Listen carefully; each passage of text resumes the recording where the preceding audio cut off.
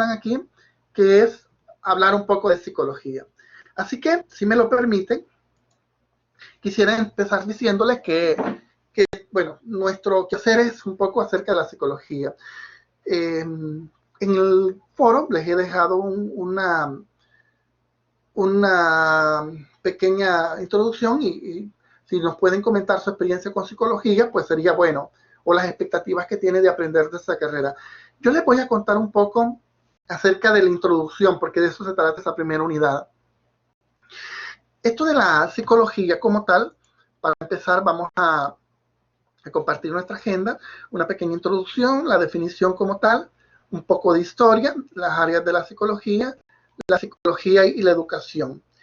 Quiero comentarles que este tema de la psicología como tal empieza por lo que nosotros llamamos conciencia.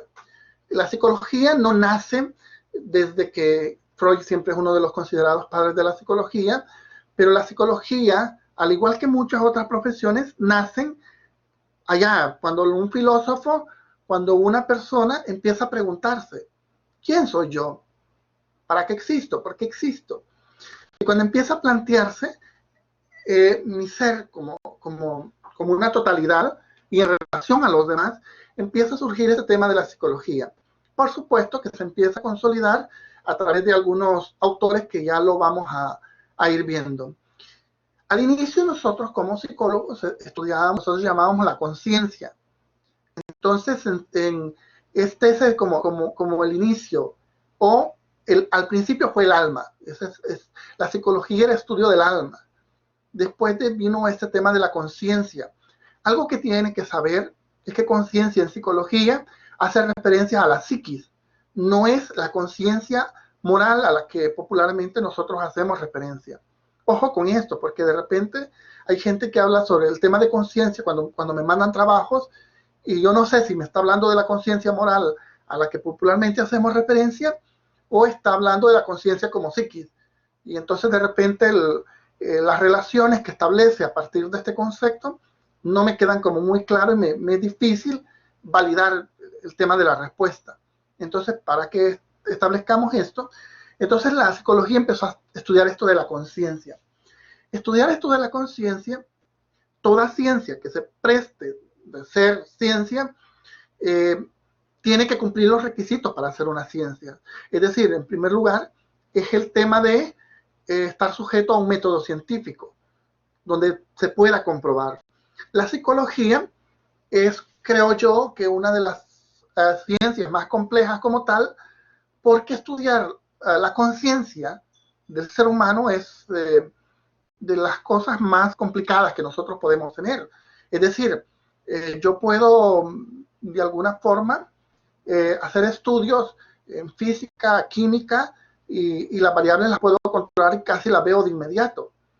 Pero ¿cómo yo estudio sobre el pensamiento? ¿Cómo valido eso? Sobre los sentimientos de alguien. Entonces, cuando yo trato de validar esos temas desde un enfoque científico, me encuentro con una serie de limitantes de planteamiento. Trabajamos mucho con el enfoque cualitativo, que nos garantice de alguna forma, como toda ciencia, por supuesto, exponer algunas hipótesis y llevarlas a comprobación. De alguna forma ese ha sido como una de las luchas constantes, establecernos y ganarnos el respeto de las demás ciencias como tal, y trabajar unidos, como es el caso de la educación, en beneficio, por supuesto, del desarrollo de la persona. La psicología es esa ciencia que les decía, que estudia los procesos mentales conscientes e inconscientes del ser humano, así como también su conducta en todas sus facetas, biológica, psicológica y social. Aquí hay dos elementos que yo no quisiera dejar pasar. El primero es que de alguna forma estudiamos al ser humano como psicología, no solo a través de la fase consciente, sino a través de la fase inconsciente. Es decir, yo soy lo que yo hago, generalmente lo que yo pienso, lo que yo creo, y ese es mi ser consciente. Entonces yo decido, por ejemplo, me levanto, voy a sentarme y voy a preparar una clase. Y entonces ese tipo de cosas responden a una esfera de lo consciente. Pero en psicología, nosotros estudiamos al ser humano también desde el enfoque inconsciente. ¿Y cómo funciona esto del inconsciente? De alguna forma, creo yo que nuestros maestros en este enfoque del inconsciente es el enfoque psicoanalítico, desde Freud. Entonces, cuando, por ejemplo, vemos el enfoque freudiano, lo que nos dice es que si tuviéramos que ver el consciente y el inconsciente en un iceberg, la parte que asoma sería nuestra parte consciente, pero esa parte que nosotros no vemos, del agua hacia abajo, es como nuestra parte inconsciente. Dice Jung, Carl Jung, que fue un discípulo de Freud, y después, bueno, fueron casi férreos enemigos, porque de alguna forma empezaron a tener visiones diferentes sobre este enfoque del ser humano. Pero Jung, que va por el mismo enfoque de Freud, decía él que mientras lo inconsciente no se haga consciente, vas a seguir cometiendo los mismos errores y lo vas a llamar destino. Escucha bien lo que te estoy diciendo. Mientras lo inconsciente no se haga consciente, vas a cometer los mismos errores y le voy a llamar destino a eso. Yo hago mucho énfasis con los papás y les digo yo cuando trabajo con padres de familia, nunca le grite a sus hijas, nunca. No, por favor, no las insulte, no lo haga. ¿Y sabe por qué? Porque el día de mañana esta niña va a ser una mujer. Y si cuando ella sea mujer y si su esposo le grita y si su esposo le insulta, a ella le va a parecer normal, porque ya otro ser humano lo hizo. Entonces, de alguna forma, esa normalidad queda alojada en mi inconsciente, ¿sí? Entonces es como un ejemplo para retratar cómo este inconsciente nos arrastra. Y entonces, y yo voy queriendo reproducir esa misma conducta. Yo no siento de eso. Eso pertenece a la esfera de mi inconsciente. Me decía una paciente, mire, yo no sé, me dice, por qué solo este tipo de hombres me encuentro. Porque inconscientemente lo está buscando, ¿sí? Generalmente, inconscientemente, estamos buscando, dicen por ahí algunos autores, a ese papá que yo tuve, ¿sí? Entonces quiero un hombre que se parezca a ese mi papá. Entonces, mientras es inconsciente, desde el enfoque psicoanalítico, no se haga consciente, yo lo voy a seguir con los mismos errores y básicamente le voy a llamar destino. Entonces, por eso es que trabajamos desde la esfera consciente y de la esfera inconsciente. Y también la otra parte que es importante es que eso es el resultado de estas tres áreas en particular. Por una parte, somos una parte biológica, es decir, respondemos a una química como tal de tu cerebro. Aquí nosotros, por ejemplo, hay toda una corteza cerebral donde se alojan una gran cantidad de neuronas, donde un cerebro está dividido y ese es el que facilita que nosotros hagamos todo lo que hacemos, básicamente. Bueno, uno de los mejores ejemplos que uno puede poner con esto, por ahí dicen que el tema de la felicidad es una química. Y usted dice, bueno, algo que trabajo con mis pacientes es cómo generas tu propio bienestar. El bienestar no es algo que yo me encuentro por casualidad. Yo también puedo generar bienestar. Yo me siento triste, yo me siento deprimido. Bueno, tenemos que generar química de felicidad. ¿Y qué es la química de la felicidad? Tenemos que activar esos neurotransmisores que se activan automáticamente cuando yo hago cosas que sean agradables. ¿Cómo activo yo esas químicas de la felicidad? Endorfinas, por ejemplo. Lo que hago yo, inmediatamente hago ejercicios y están segregando esas químicas que me generan tranquilidad, que me generan felicidad. Cuando voy a un concierto y gritas que te quedaste hasta sin voz, esas cosas generan una aparente plenitud, pero es por eso, porque hay una gran segregación de todas estas sustancias químicas. Pero por supuesto, esta parte de mi cerebro, que es la parte biológica, es la que aloja donde se encuentran los pensamientos, los sentimientos, la memoria. ¿Qué pasa, por ejemplo, si los benditos choques químicos que dicen los médicos, si una venita revienta en esa área, y olvídate, el daño que causa es terrible. Eso no es la complejidad que está teniendo nuestro organismo, tiene una parte biológica, que es la que determina. Aquí hay una gran cantidad de reflejos, condicionados, incondicionados. Entonces, hay todo un sistema, por ejemplo, en la parte biológica, hay todo un sistema autónomo, por ejemplo, que es el que garantiza que yo funcione como tal, aunque yo no sea consciente de ello. Por ejemplo, cuando nosotros hablamos de esta parte del sistema autónomo, y decimos autónomo porque funciona de manera automática, nosotros no nos damos cuenta, y es, por ejemplo, cuando yo veo alguna situación de peligro, mi sistema simpático inmediatamente me alerta, y mis pupilas se dilatan, y empiezo yo a caminar más rápido, y empiezo a atacar energías, no sé de dónde salió, porque de alguna forma se ha activado en mi organismo el sistema de huida. Me está diciendo que yo acción del peligro, es como cuando nuestro ser primitivo, nuestros humanos primitivos se encontraban con alguna fiera en el bosque y inmediatamente se activaba y decía, bueno, aquí tengo dos opciones, o pelear o correr.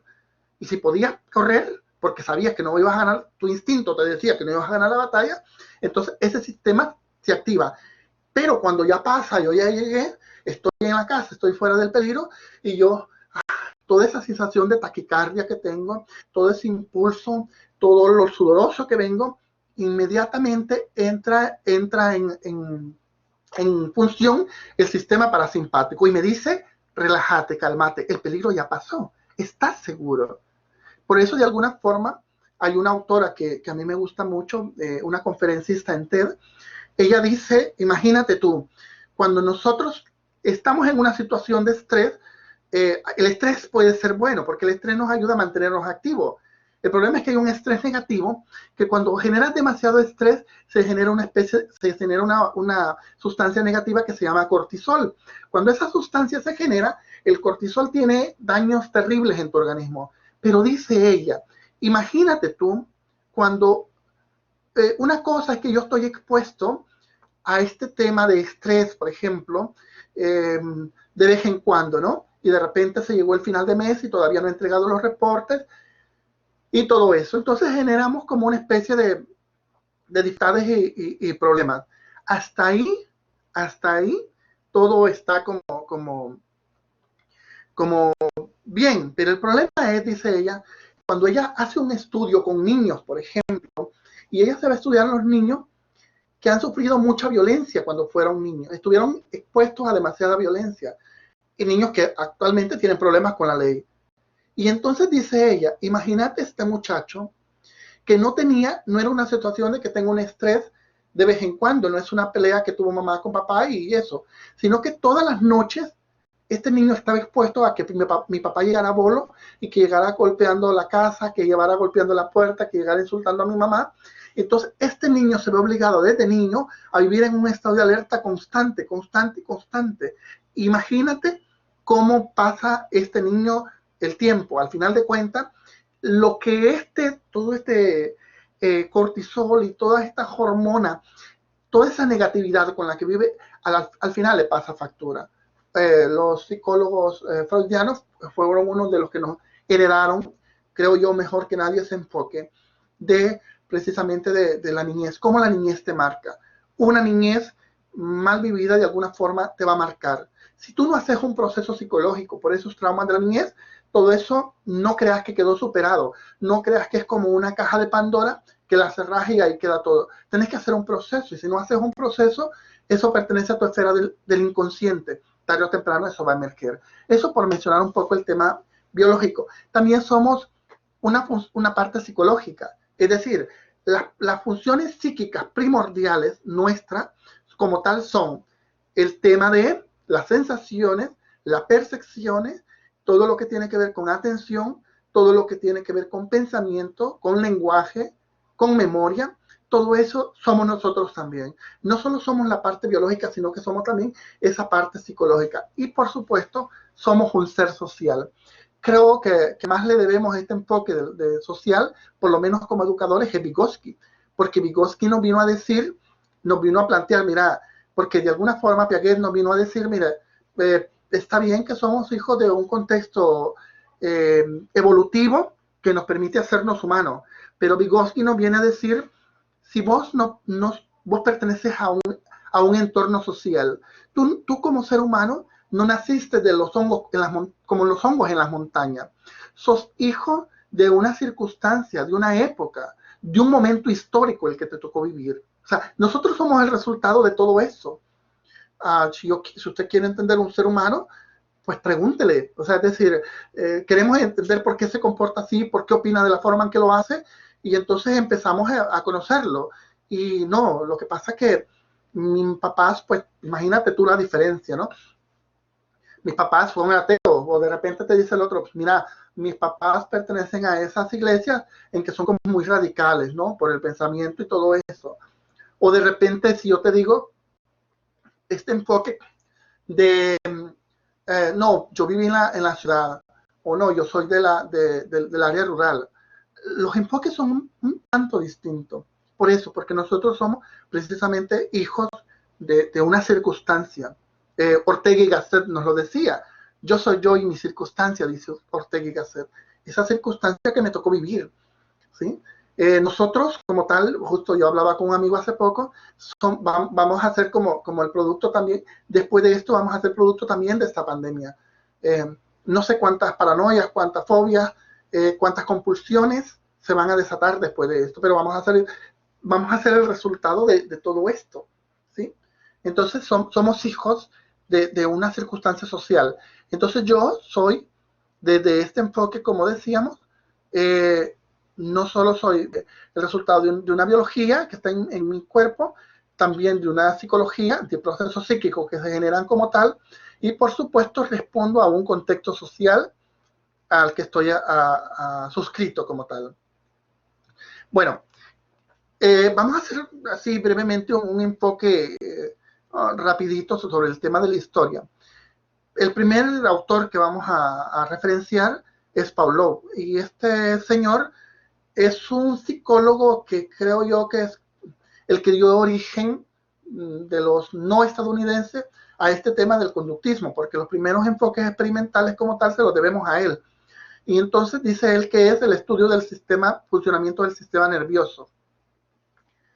Queremos entender cómo responde el ser humano, tenemos que ver a qué responde, a qué estímulo responde y cuáles son las respuestas que dan en determinadas circunstancias. Y entonces Pavlov fue uno de los primeros que empieza a entender cómo funcionan estos mecanismos de respuesta, ¿sí? Entonces es de las primeras líneas, es un psicólogo ruso. Darwin es otro enfoque, también nos dice que la psicología es el estudio de la función adaptativa del comportamiento. De alguna forma, si ustedes se fijan, el ser humano es, creo yo, la única especie que puede adaptarse a todo. Y entonces usted lo lleva y puede vivir en Alaska, y un ser humano puede vivir también allá en los desiertos de Atacama de Brasil, de Chile, puede irse a vivir qué sé yo, a las montañas del Himalaya, a todos esos lugares, donde sea que lleves un ser humano, es capaz de adaptarse. Entonces la psicología es eso, que nos permite como adaptarse. Estos niños, por ejemplo, que crecen, de los que hablábamos, que son sometidos demasiado a estrés, ¿cómo funciona para que de alguna forma, eso nos lo preguntamos siempre, cómo funciona para que se adapte? Miren, el tema que nos sigue causando muchas preguntas es el tema, por ejemplo, del maltrato, las mujeres que viven en situación de maltrato. Por supuesto que los hombres también están expuestos a situaciones de maltrato, pero generalmente cuando hablamos de violencia de género se habla más de mujeres, porque son las que más están expuestas a esta situación, que por cierto se han disparado las estadísticas hoy en esta cuarentena que estamos viviendo. Pero uno dice, por ejemplo, que hace que una mujer viva con un marido maltratador. Entonces hay una gran cantidad de teorías que nos han llevado a estudiar cómo funciona este tema de adaptación del ser humano a esto. Y de alguna forma, si se fijan ustedes, este tema del virus como tal viene a poner a prueba nuestras funciones adaptativas también como ser humano. De alguna forma, usted tendría que estarse replanteando, y me imagino que ya lo ha hecho es cómo mi organismo, cómo estoy preparando yo mi organismo para que cuando llegue este tema de inmunidad colectiva, en caso de que no llegue la vacuna antes de, cómo preparo yo a mi sistema inmunológico para que sea capaz de sobrevivir a esta inmunidad colectiva cuando nos toque hacerlo. Entonces hace referencia a este tipo de situación que menciona Darwin. Wundt es quizás uno de los psicólogos que tenemos que hizo más referencia a la psicología experimental como tal. Él nos decía que la psicología es el estudio del consciente. Es lo que podemos medir de alguna forma. ¿Qué cosas puedo yo estudiar del ser humano, pero de alguna forma las puedo controlar? Wundt como tal fue un psicólogo que trabajó mucho desde el campo experimental. Entonces, por eso es el enfoque de él desde la parte consciente. Y en el caso de Freud se enfocó más en el tema del inconsciente. Entonces, Freud nos viene a decir que de alguna forma todos esos problemas que estás teniendo en este momento tienen sus raíces en el inconsciente. De hecho, él planteaba en su teoría, su teoría es bien cuestionada, tienen algunas debatibles y tienen otras que son un poquito interesantes. Entre las que son debatibles, dice él, por ejemplo, hay tres, tu personalidad como tal, dice él, escucha bien lo que te voy a decir, tu personalidad como tal está dividida, o mejor dicho, es el resultado de una lucha constante entre tres partes de ti. ¿Cuáles son esas? Y él dice, el ello, el yo y el super yo. Esto ustedes les tienen que saber conocido porque en algún momento lo han visto en su formación. Y entonces dice él, el ello es como esa parte de mí que siempre busca el principio del placer. El ello te dice, si te gusta, hazlo. Si te gusta, ¿para qué lo pensás? Aprovecha, gaviota, que después de esta no hay otra. El ello te dice, disfruta el momento, la vida es ahora. ¿Para qué? Pues, o sea, es decir, mañana no sabemos qué va a pasar. El ello te dice, goza, disfruta, la vida es así. Entonces el ello es el encargado de eso.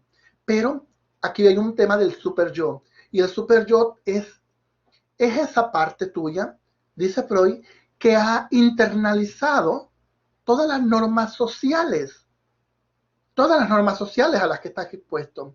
¿A cuáles son esas? Bueno, hay una constitución a la que yo me debo y respondo como ciudadano, ¿no?, de este país. Hay una serie de leyes que respondo, no solo el tema de que hay un código penal, procesal penal, y puede ser que yo no me lo sé, pero sé que tiene consecuencias, qué actitudes pueden o no tener consecuencias. Yo sé también que trabajo para una universidad o que trabajo para X trabajo donde hay un reglamento como tal. Entonces ese super yo ha internalizado todos esos elementos sociales y de alguna forma le dice al de yo, mira, Edwin, no lo hagas. Edwin, acordate que trabajas para una universidad, tu imagen, Edwin. Edwin, acordate que estás expuesto a una sociedad, mira, vives en una sociedad donde la gente es muy conservadora. Entonces, el super yo va lidiando, es una lucha que tiene contra el ello, entre lo que aquel quiere hacer y lo que el otro le dice que no haga. Y mira, Edwin, también acordate que vas a esta iglesia, y en esta iglesia, si vos te vas para ese concierto, ya no te van a volver a dejar entrar. Estoy diciendo cualquier clase de tontería para ejemplificarlo, ¿no? Yo sé que puede ser que no sea así. Y entonces, miran, no te vayas a ir al concierto de Marc Anthony porque después no te van a sancionar en la iglesia y no vas a poder entrar. Entonces, el super yo es el que se encarga de regular, decía Freud. Aquí entra, dice Freud, el yo. Y el yo es el que entra a poner equilibrio. Y entonces el yo, y empieza el yo a ver cómo hago. Porque este quiere, pero el otro no. Dice Freud que en las neurosis, que era lo que él estudiaba, esos temas de ansiedad, esas descompensaciones, surgen de esa lucha, que esa lucha no termina bien y se generan las neurosis. Entonces el yo viene a poner el equilibrio. Y el yo te dice, Edwin, si vas a ir, hazlo de manera discreta. Ay, ¿cómo lo voy a hacer de manera discreta? Pues yo quiero ir al concierto. Bueno, no subas historias a Instagram, no subas historias a WhatsApp y no postees nada en Facebook para que nadie se dé cuenta que fuiste al concierto. Y bueno, cuando voy al concierto me doy cuenta que todos los hermanos de la iglesia andan allá, ¿verdad? Pero eso es por bromear un poco. Entonces, puede ser que bueno, porque esos conciertos va a medio mundo San Miguel, entonces de nada te sirve, no pasaste desapercibido. Pero es lo que el yo te dice para que busques como ese equilibrio. Bueno, por mencionar algo. Pero así como esos temas, imagínate tú, desde la psicología, el dilema que se plantea, ¿cómo yo estudio ese yo, super yo? ¿En dónde se encuentra? ¿Cómo lo puedo medir? ¿Cómo lo puedo hacer hipótesis y comprobar eso? Es bien difícil. En psicología es bien complicado eso. No obstante, Freud, este tema del inconsciente nos heredó un par de cosas.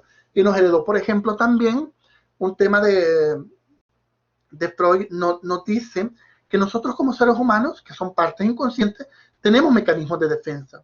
Así como tú tenés mecanismos de defensa que te permiten sobrevivir, todas las especies tienen mecanismos que les permiten sobrevivir en el ambiente, nosotros tenemos mecanismos de defensa que nos permiten de alguna forma sobrevivir a las situaciones que se requieren. Una de ellas es, por ejemplo, a mí me encanta la teoría esta, que se llama sublimación. Y la sublimación es aquello que yo quiero hacer, por ejemplo, estoy poniendo algo. Hay varias enfoques de mecanismos de defensa. Está la negación, por ejemplo, que es cuando vos, por ejemplo, te negás, terminaste una relación y vos negás que eso haya pasado, ¿no? No, se fue, nos estamos tomando un tiempo. Y ese proceso de negación, lejos de ayudarte a superar esa pérdida, lo que hace es bloquearte más y hace difícil. Aparte de la negación, hay una gran cantidad de mecanismos de defensa. Hay unos que se llaman proyección, hay unos que se llaman desplazamiento. Bueno, es una cantidad sin fin, pero uno de esos que les decía es el tema de la sublimación. Y este mecanismo es bien interesante porque dice que lo que haces tú es un instinto, porque los mecanismos responden a los instintos. Un instinto que es inaceptable para vos socialmente, la sublimación lo convierte en algo aceptable. Por ejemplo, yo no sé si tú te has fijado que de repente hay gente que es muy agresiva, ¿no? Pero el problema es que yo soy agresivo. ¿Y sabes qué? Yo soy agresivo y mira, el problema que tengo con este tema de la agresividad es que no me controlo, es que a mí me gusta pegar. Y entonces me gusta dar puñetazo. ¿Cómo sublimo un instinto tan fuerte dentro de mí? Un impulso, dice Freud. Ah, fácil. ¿Sabes qué podés hacer, Edwin? Hacerte boxeador. Y entonces ahí te van hasta pagar por golpear, ¿no? Por pegar puñetazos. Entonces estoy sublimando un instinto que aparentemente es inaceptable y lo convierto en un instinto que sea así. Eso es los casos. Entonces, para que tengas una idea cómo funciona este tema de inconsciente, por decir algo. Por supuesto, hay otros autores que vamos a ver. Y déjame que me cargue esto, que como que se ha congelado. El otro autor que vamos a revisar mientras se mueve, decía William James, que es el estudio de la mente. James ya pertenece más a un enfoque más funcionalista. Los norteamericanos tienden a ser como bastante como pragmáticos en sus enfoques, entonces va más o menos así como aquello que es útil, por decirlo de alguna manera. Entonces responden más como a esos enfoques. Delay es como más filosófico, es el estudio de los motivos y la intencionalidad de la conducta. En el caso de Wertheimer, que no sé cómo se pronuncia porque es un apellido alemán, dice él que es el estudio del significado de lo percibido. Yo no sé qué tan familiarizado estás con el enfoque alemán de la Gestalt. La Gestalt es una corriente maravillosa en psicología y el principio básico de la Gestalt es que el todo es diferente a la suma de las partes. Dice la historia de ultratumba que nos llegan a nosotros, que este autor cuando iba, bueno, los que desarrollaron esta teoría como tal, iba viajando en un tren en Alemania. Y entonces él se fijaba, él iba viendo el campo, iba viendo todo lo que iba pasando a través del tren, ¿no? Imagínate. Y entonces va viendo a través de la ventana. Pero él se fijó que aunque lo estoy viendo todo, o sea, solo estoy viendo una parte del todo. Y no solo porque estoy viendo una parte en este momento, pero hay una parte que se quedó atrás y una parte que va a venir, y aunque lo estoy viendo, aunque esa parte que estoy viendo aparentemente es un todo, resulta ser de que la ventana a través de la que estoy viendo está un poco manchada. Y entonces dice él, lo que yo percibo, no aunque yo estoy viendo el todo, no estoy percibiendo el todo, sino que son diferentes partes del todo. Y entonces por eso viene este enfoque del todo es diferente a la suma de las partes. La Gestalt como tal nos heredaron unas teorías maravillosas para entender por qué el ser humano percibe lo que percibe, por qué el ser humano reacciona. Nosotros cuando entendés un poquito esto, entendés cómo funciona un poquito la psicología del consumidor. ¿Por qué nos llaman, por ejemplo, por qué la Coca-Cola tiene tanto éxito? Y la Coca-Cola trabaja muy bien el enfoque de la Gestalt. La Coca-Cola no te vende una soda. Y cuando dije Coca-Cola, espero no generar un trastorno de ansiedad, porque todo el mundo ya anda desesperado. Hay un montón de memes circulando de que hay escasez de Coca-Cola.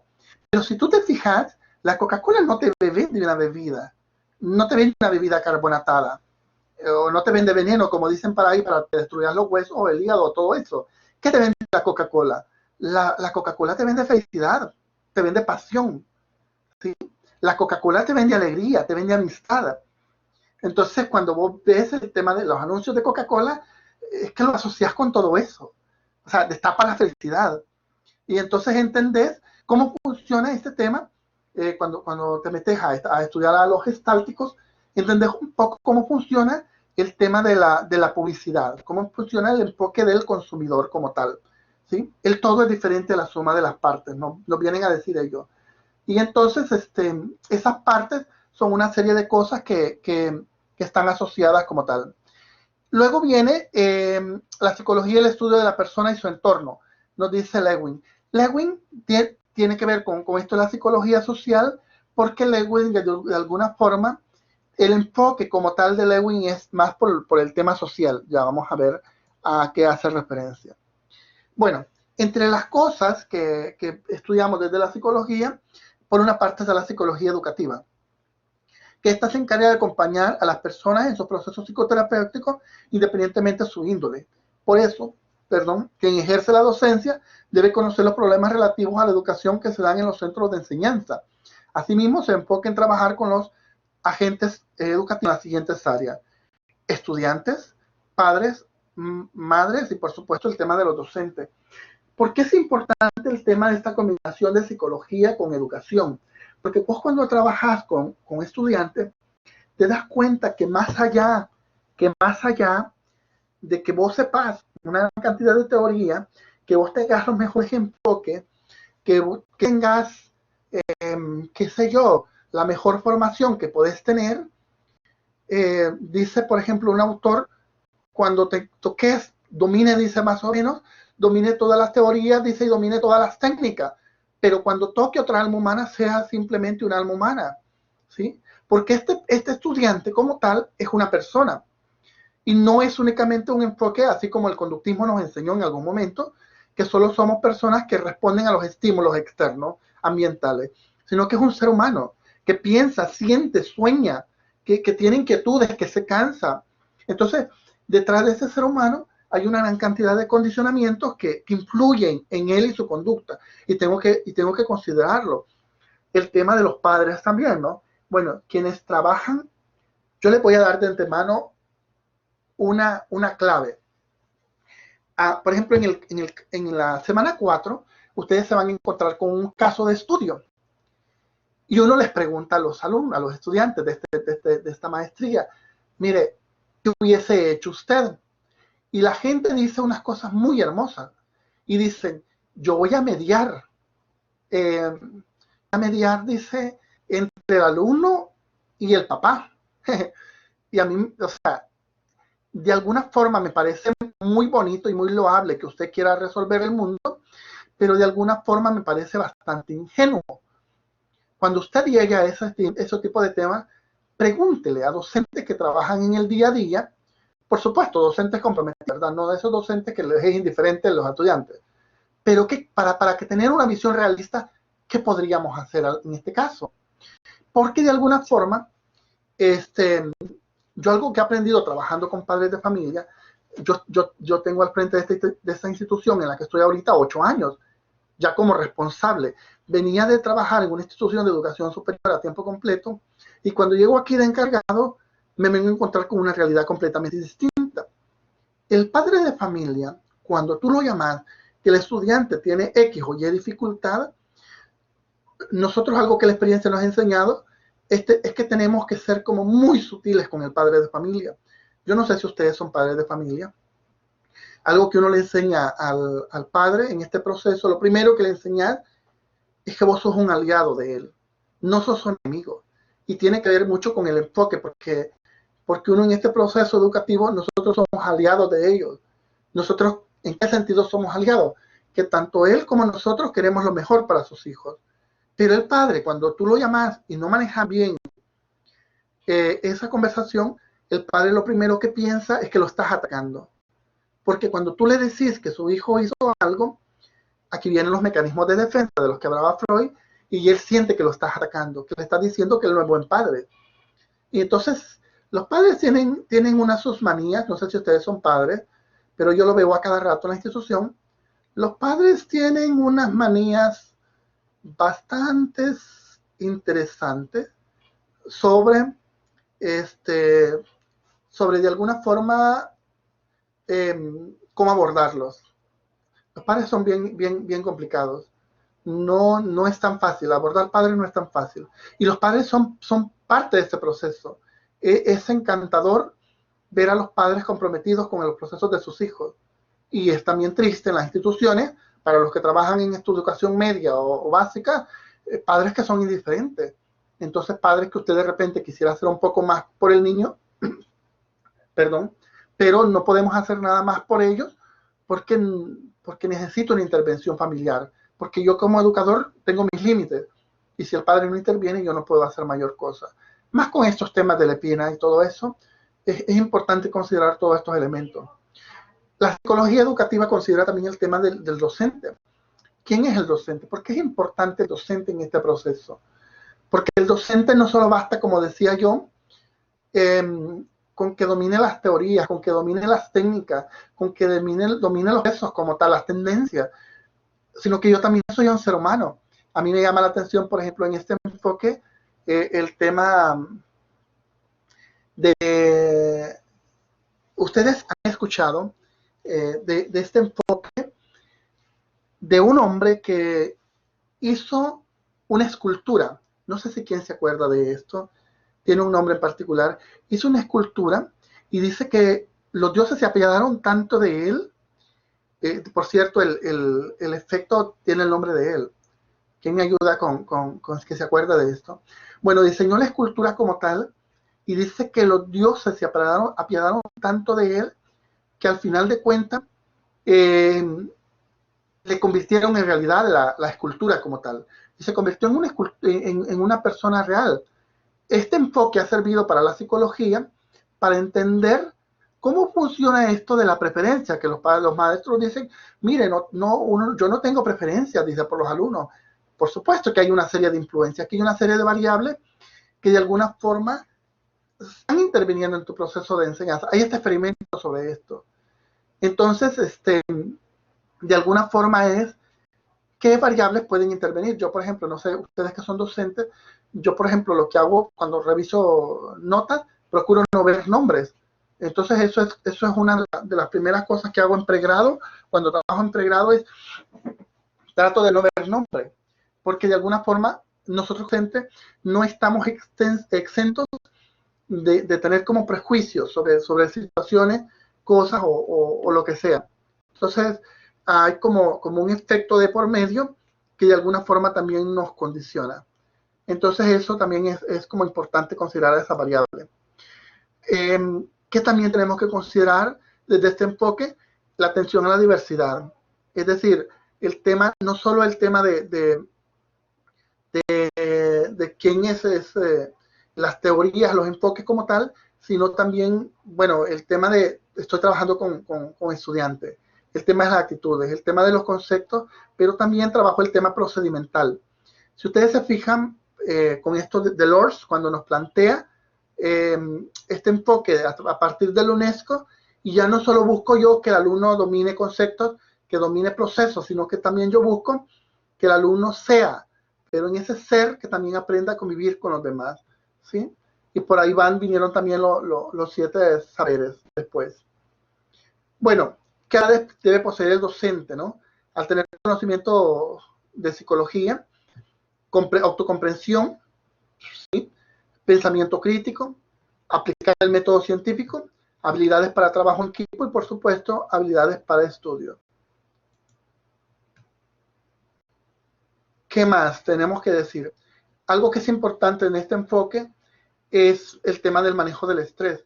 Yo creo que hoy más que nunca, en esta circunstancia en la que nos ha tocado vivir, efecto Pigmalión, Catherine, muchísimas gracias. Me estaba dando duro, dándole, efecto Pigmalión se llama.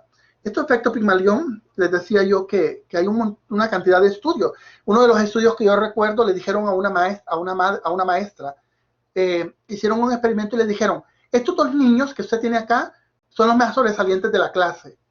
Estos son los más sobresalientes que yo tenía en el año anterior. Y estos son los más. Y saben que los alumnos eran alumnos promedio. Y saben ustedes qué ocurrió? Que al final los alumnos se convirtieron en de los mejores estudiantes, porque el maestro les dedicaba más tiempo, ¿sí? Esto del efecto Pigmalión se llama la profecía autocumplida también, ¿sí? Y esto tiene que ver, el efecto Pigmalión explica cómo de alguna forma los supuestos que yo me hago como docente inciden en el proceso de aprendizaje. Es decir, que mis expectativas sobre el estudiante, mire, si yo creo que los estudiantes no sirven para nada y que yo creo estudiantes, que yo no creo que ningún maestro crea eso, pero yo creo que los estudiantes son duros, que no pueden pensar, pues yo los voy a tratar como tal. Pero si yo creo que el estudiante puede ir más allá, como dice Vygotsky, y que puede ser capaz de mucho más, yo creo que también eso me reta, pero eso depende de qué es la visión que yo tengo de mis estudiantes. Bueno, volviendo al tema del estrés, aunque ciertos tipos de sucesos como la muerte de un ser querido o el ejercicio docente son universalmente estresantes, hay otras situaciones que pueden ser estresantes para determinadas personas, ya sean estos personales, sociales o educacionales. Esta situación que estamos viviendo es una situación de estrés para mucha gente. Hay mucha gente que le está costando. Y le está costando este momento. Le está costando lidiar con este tema de ansiedad que está viviendo. No sé cómo lo están haciendo ustedes, pero yo espero que lo estén manejando bien. Y yo, por ejemplo, saben que yo pienso de alguna forma en los niños. O sea, los niños son unos héroes.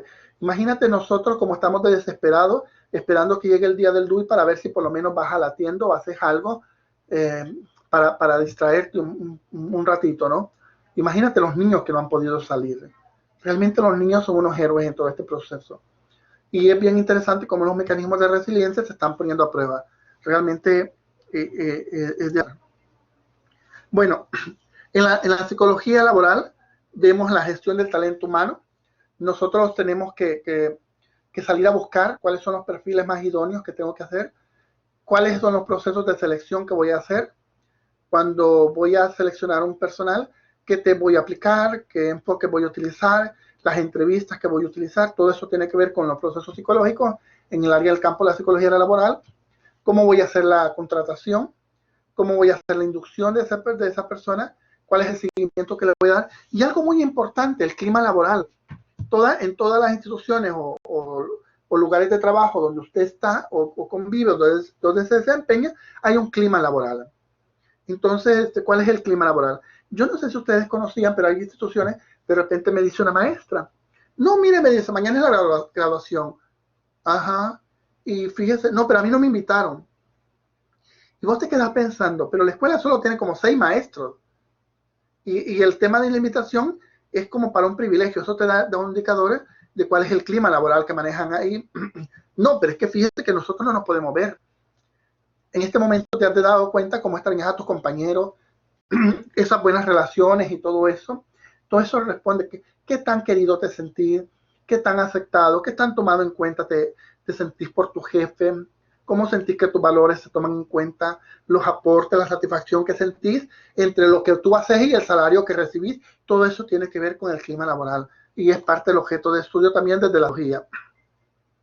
La psicología clínica Por supuesto, este es un tema que se trató desde la medicina. Nosotros lo que hacemos es trabajar con pacientes sobre diferentes enfoques. Esto es como ya del cara a cara, ¿no? La comunitaria es el trabajo que nosotros hacemos en comunidades. Después de que pase esta pandemia, vamos a tener mucho trabajo comunitario, porque hay que trabajar cómo ha quedado la sociedad. Si ustedes se fijan, El Salvador como tal, mira el desastre en el que estamos. Digo, el desastre de pobreza, el desastre de violencia. Pero cuando ves el tema de la violencia, si tú te fijas, para los que somos un poquito mayorcitos, la violencia es un tema estructural, pero cuando vas al tema de la violencia, si tú te fijas, hay un tema que es bien interesante, y el tema que tiene que ver con el tema de violencia fue de que después de allá por el 2003, perdón, 93, 94, 95, empezaron a surgir un par de pandilleros que acababan de venir al país y empezaron a formar sus redes. Yo no sé si tú te acuerdas de eso, pero ¿qué es lo que te quiero decir? El Salvador estaba más centrado, bueno, en esa etapa, El Salvador estaba preocupado en reactivar la economía. Y si tú te acuerdas, empezó a privatizar un montón de cosas para reactivar la economía, según ellos, y empezaron a hacer un montón de situaciones. Eso, según ellos, para reactivar la economía. Pero no nos preocupamos por reconstruir el tejido social como sociedad. Y eso nos ha pasado factura. Y eso nos pasó factura y nos sigue pasando factura a estas alturas. Y mientras no reconstruyamos ese tejido social, nos va a seguir pasando factura. Y por eso es que da no sé qué, cuando vos ves este enfoque que no termina de ser, en un segundo te doy la palabra, Frank, no termina de ser un incómodo, porque si tú te fijas, no aprendemos. Vino la mano dura, la super mano dura, a los delincuentes se les acabó la fiesta y vinieron mucho, y todo va por el tema del punitivo, la parte punitiva. Pero no hay un enfoque preventivo de reconstrucción de tejido social. La parte preventiva no la terminas de ver. ¿Y saben por qué no la vemos?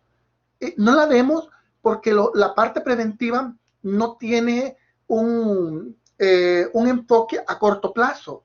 Y es que, o sea, si no tiene un resultado a corto plazo, no genera votos. Y por lo tanto, yo necesito algo que se vea. Entonces yo voy y te hago un parque, y eso tiene que ver mucho con el tejido social, por supuesto, pero yo te hago, por ejemplo, no sé, te mando a hacer algo y eso lo ves, te mando a remodelar el estadio y eso lo ves, allí está. Pero la parte de tejido social, trabajar en eso implica una serie de estrategias de prevención que no las vas a ver a corto plazo, sino que las vas a ver a largo plazo. Esto es un pensamiento, más que de gobierno, es un pensamiento de nación. Y por eso es que de alguna forma no deja de ser complicado. Frank, tienes la palabra.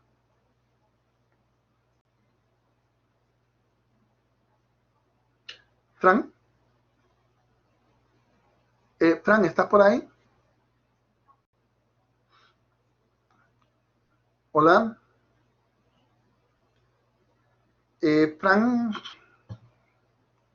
Bueno, me avisas cuando estés listo. O no sé si es que no tienes activo el micrófono. Bueno, mientras Frank se anima, yo avanzo. La psicología social como tal estudia este ser humano en el entorno social. Y yo lo que les decía, nosotros somos hijos de una circunstancia en la que nos toca vivir. Yo no soy el resultado únicamente de la parte biológica, sino que soy un resultado de una sociedad en la que vivo como tal. Entonces la psicología social básicamente eso es lo que hace. Voy a las actividades. Estas fechas no las tengo actualizadas, pero actividades de la semana son 3 básicamente. ¿Cuáles son las actividades de la semana? Hay una actividad, ustedes saben que este tema de los presaberes, y se los dejaba yo saber a través del correo que les mandaba, los presaberes son importantes desde el enfoque de la aprendizaje significativo. Y el presaber es bien importante porque nos dice Ausubel, nos dice averigua lo que el alumno sabe y actúa en consecuencia. Averigua lo que el alumno sabe y actúa en consecuencia. Entonces, la primera actividad de esta semana tiene que ver básicamente con eso. Tiene que ver con qué es lo que yo sé de la asignatura. Esa es la primera pregunta que me plantea. ¿Qué sé yo de la asignatura? Entonces, hay una evaluación que es formativa de la asignatura como tal durante, durante esta semana. Eso va a estar activo desde el lunes hasta el domingo. La siguiente tiene que ver con una evaluación también de esta unidad como tal, que va desde el lunes hasta el domingo 31. Y la última es la evaluación, que es una evaluación sumativa, que va desde el domingo hasta desde el lunes, perdón, hasta el domingo. Entonces, eso es básicamente las tres actividades que tenemos para esta semana. Y por supuesto que ustedes de alguna forma puedan repasar el contenido que está ahí. Yo he tratado de dar como un par de pincelazos a la teoría que se encuentra por ahí. Ustedes van a tener oportunidad de leerla detenidamente, pero la idea es eso, ¿no? Que de alguna forma pudieran conocer como de primera mano para algunos de los elementos, principios que se esbozan en los elementos teóricos que están contemplados ahí en el material de la semana. Bueno, este es el espacio para ustedes y me gustaría saber si tienen dudas, preguntas, inquietudes.